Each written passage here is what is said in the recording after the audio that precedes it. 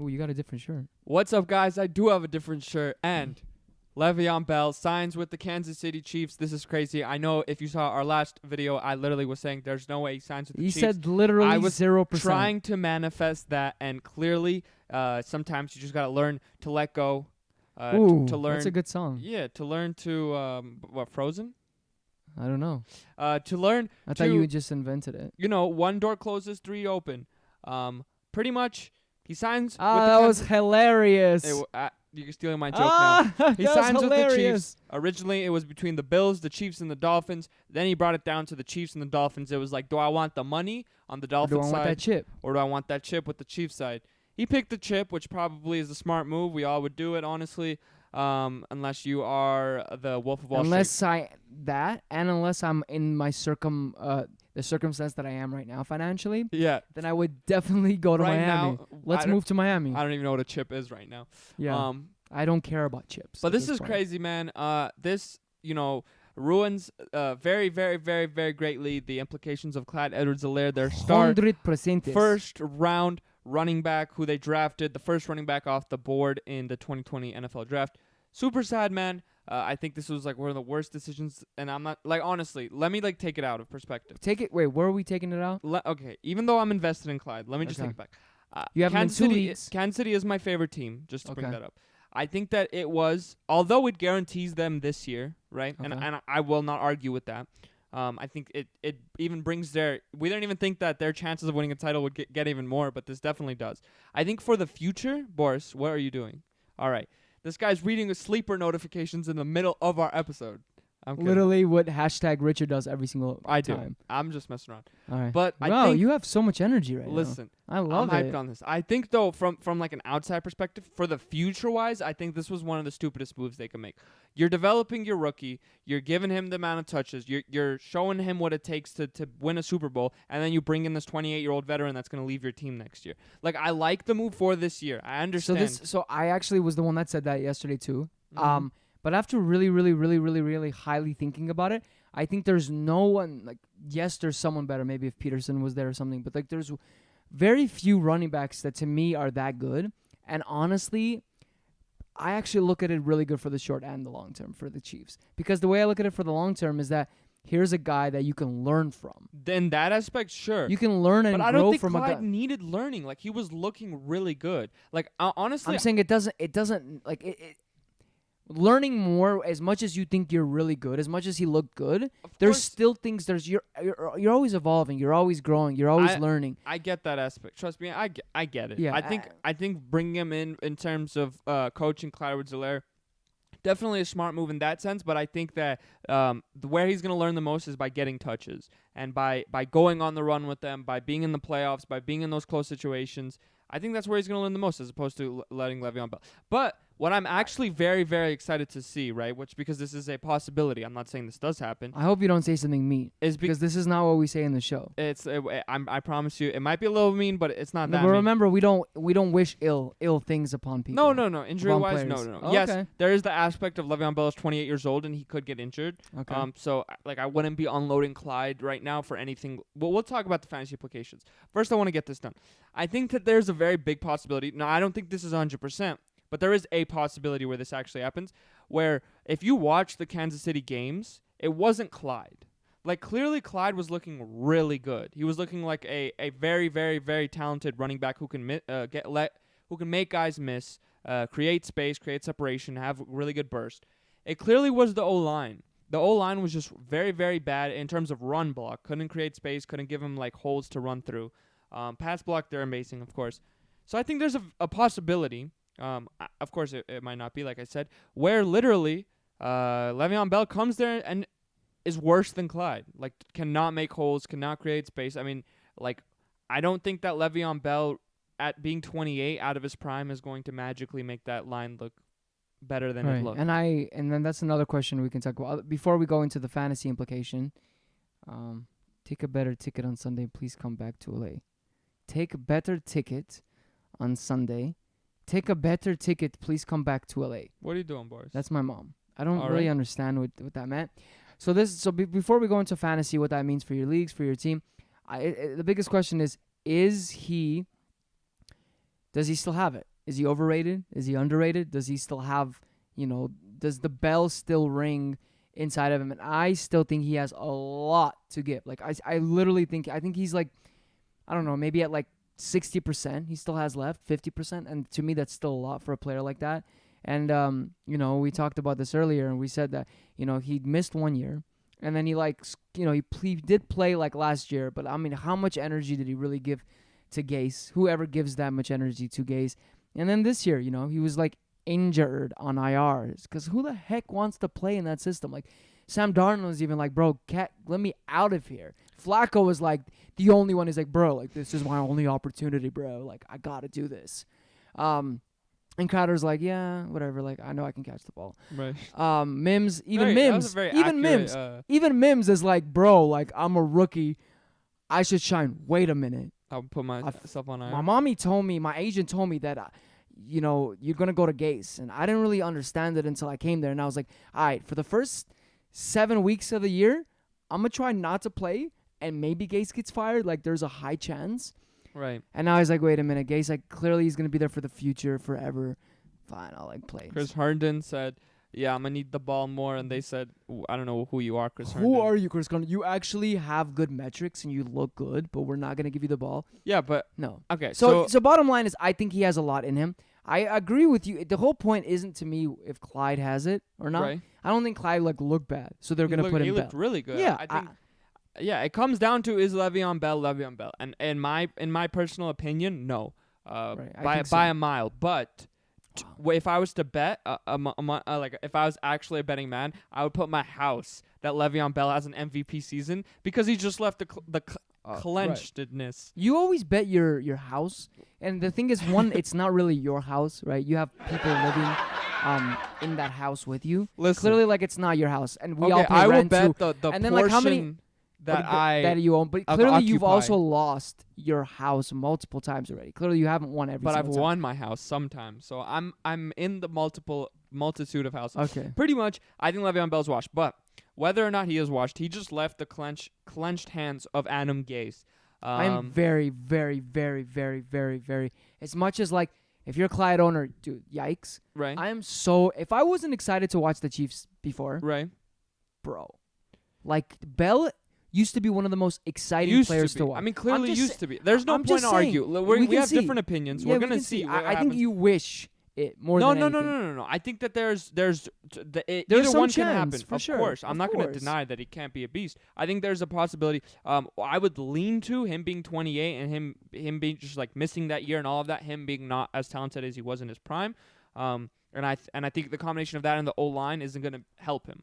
But like I said, him leaving Adam Gase, he should just go off for like 5,000 yards this season. For sure. But so in terms of Le'Veon Bell, 100% I'll buy. If you have a guy in your league that is gonna sell him to where Le'Veon Bell was in the Jets, I think I'd do it.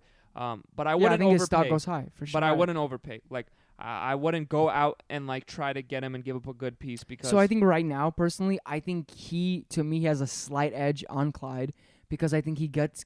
100%. I think he does. But what I'm saying is on both of them. Right. I wouldn't be giving up solid pieces to go get them. It just depends, bro. Especially because like running backs are just so hard to find. Like I wouldn't be going and getting like trying to do Sanders, like trading Sanders or Jacobs for like him plus or whatever. Right. I think where you're trying to get him right now, it's like in my mind, it's like you are missing a running back maybe, and you're trying to get a running back, and maybe you're just trying to give up like your wide receivers or a quarterback, right, or something like that. Yeah, which I think then like because running backs are so limited with all the injuries and just what this year with COVID and all that. I just think like he's better, I think, than maybe most would think, but maybe not as high as like he doesn't have like this insane ceiling. His ceiling is going to be capped because of Clyde, and Clyde's ceiling is going to be capped because of Le'Veon Bell. But in my personal opinion, I think Clyde Edwards-Helaire is probably the best handcuff to own right now. Yes, in the sense 100%. Of he's going to 100%. He's going to get you points, so you can throw him in your flex. I think he'll get you at least like 10 to 12 points, 100%. And if anything happens to Lev Bell, there's still a possibility he's trash. There's a lot of possibilities. Then we go back to the Clyde Edwards. Clyde Edwards, can you get those touchdowns? You being the number one guy. Yeah, come on. Man. I think he's still like. I still think he gets the majority of first down and second down looks. I think Lev Bell comes into the goal line, and I'm very interested to see what happens because I feel like a lot of what was going on in that offense was a lot of overthinking. It seemed Because like there's so much. there's so much It's they so can do. easy. There's so much they can do. Right. I yeah. feel like they choked a little bit that game where they were just overthinking and like, yeah. So I'm interested to see what happens when they bring Le'Veon Bell and if it's even more over. Because I think that is a possibility. I think they're like literally like, okay, what are we doing here? We got 2 great running backs, awesome wide receivers, a tight end, a quarterback. Honestly, what would be really cool, and it honestly might not even take away from both of them, is if they're both on the field at the same time. That would be very cool. Because someone was saying in my fantasy that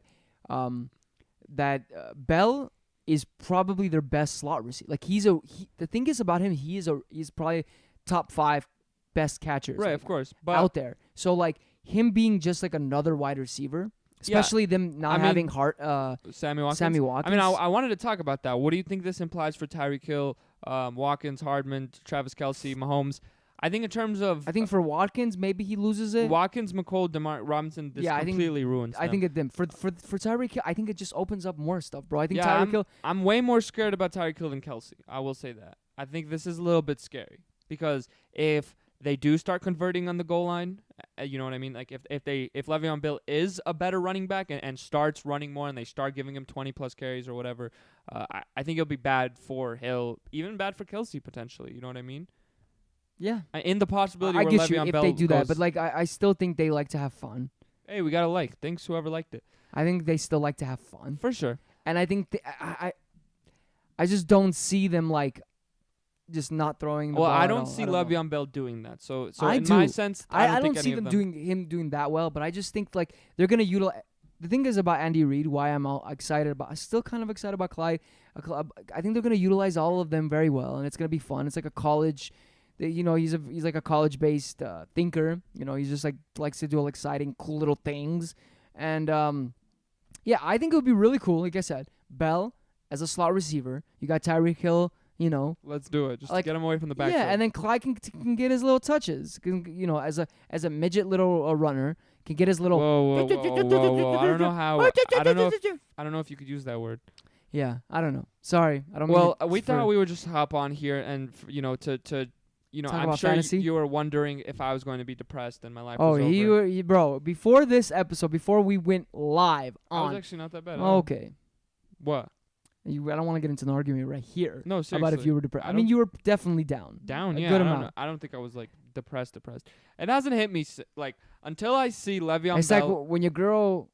I'm not gonna bring that Literally. one up. It's like when Le'Veon Bell, until I see Le'Veon Bell hit the field, take Clyde's rushing, take Clyde's throwing, take Clyde's goal line, then I'll be depressed. For sure. As of now, listen, I still think for all And I know, he's signing to the Miami Dolphins. Right, so- and as of right now, as I know, guess what? In my 2 highest leagues, I was like, wait, Bell come to the Chiefs. I might not have to play. I mean, Clyde Edwards. Well, Wait. honestly, I'm right in that. Wait, you can finish. Yeah, I wasn't gonna because I'm playing him and I have Clyde in 1 league with Richard, but I also am playing him in 2 leagues, which are my highest 2 leagues that I've played for, and I was thinking maybe there's a chance Bellsigns somehow earlier, but he's not gonna play this week because it takes 5 days. Honestly, I mean, if you're a Bell owner, this is the worser pick that could have happened Yeah, between the Bills and the Dolphins. I definitely think, but this is the thing, man. Like, I want to say yes. It's only if he's but a monster. That's like only yes, the way. but I'm saying like technically, Mahomes should open up just like the gateway to heaven. No, for but you. he's gonna get way less touches than he would have gotten. But Miami maybe those or touches are gonna Bills. turn into way more. That's the thing, bro. Right. Unless he's a monster, which I think is a pretty small percentage, but there is that percentage. I think it's the worst of the worser one. Worser's of the. Worse is probably not Alright, a word, guys. but we can use it in fantasy We're football. gonna I don't think record a we're- video right now about our rankings. Oh no! Wait, we're not done. Oh, there's more you want to talk No, about? we want to talk about what that mean. I mean, kind of implied it, but like. What for Clyde? I mean, okay. I mean, I think in first of all, in Dynasty, Lev Bell, I'm trading the crap out of him. This is the moment you've been waiting to get him off your team. I agree. I agree. This is a really good time for Dynasty if you can. I mean, if you have running backs, if someone is gonna give you like maybe a I'll give you a running back. That's good. Or You have a want to running maybe back. trade for Clyde. I think trading for Clyde, like we were saying, is not a bad thing. Like this is the lowest you can probably get him. Yeah, I wish I didn't have him. This is probably the ideal moment. I think in Dynasty you don't entertain an idea that's not anything less of like you're giving Clyde plus a piece for like the top running backs. Like I'm not trading Clyde for Sanders. I'm not trading Clyde for like Jacobs. Like it would need to be a top guy for me to make the switch. Only because if it's dynasty. No, I I mean, agree. The For future dynasty, wise, I still think you're okay. As much as like you were thinking, okay, this year I'm gonna have a monster. I think overall, it's not like the worst. Yeah, the and worst in will be if redraft, him if you being got him as your injured. first round pick in redraft, which I did, Clyde. Right. Definitely sucks. That's I the mean, it's not worst. as bad as getting Saquon. No. But I would go out and trade for him. See if there's an owner out there that's a little, kind of shaky. Like I would trade David Johnson for him. I would trade David Montgomery for him, if I could. I mean, he's gonna be a decent running back 2 spot. Right. So the way I And look at it is right now is I think they're both RB2s. Right. I think they're both. Ryan is asking, should you trade for Bell redraft? I Yeah, would redraft, I would. entertain the idea. I would definitely go do it. see what he wants. Yeah. I just wouldn't how give much up too much. the problem is at this point like you just don't like Yeah, nobody knows. Like there's a lot what of happens, different. and I think that right now the person that's like if you're the one that negotiates it, and hopefully that person's just not as like tripping on that and like is high on his ego and like is trying to get so much from him because he could easily want like so much from Bell, and then it's not worth it. It just depends. Yeah, it depends what you can get and on what what you you have to can give up. get. Like for example, David Johnson for Bell. Like I probably want Bell than David Johnson. Honestly, I would. Yeah, I don't know about that.